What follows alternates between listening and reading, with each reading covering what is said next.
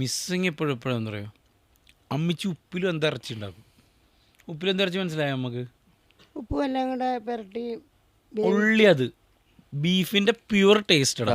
ഈ പറയുന്ന ബീഫ് എടുത്തിട്ട് ആമ പറഞ്ഞ പോലെ ഉപ്പ്, മറ്റേ നമ്മളെ മഞ്ഞൾപ്പൊടി, കറിവേപ്പില, ഇഞ്ചി, ഉള്ളി, പിന്നെ മസാല ഇല്ലെന്ന് തോന്നുന്നു. മസാല ഒന്നും ഉണ്ടാവില്ല, മസാല ഒന്നും ഇടില്ല. എന്നിട്ട് അത് കുക്കറിൽ വെച്ചിട്ട് ഇങ്ങനെ വിസിലടിക്കൂലേ, അപ്പം വിസിലടിക്കുമ്പോഴേ മണം. എന്നിട്ട് നല്ല ചൂട് ചോറുണ്ടാവും, വെള്ളച്ചോറിലേക്ക് നാളെ രാവിലെ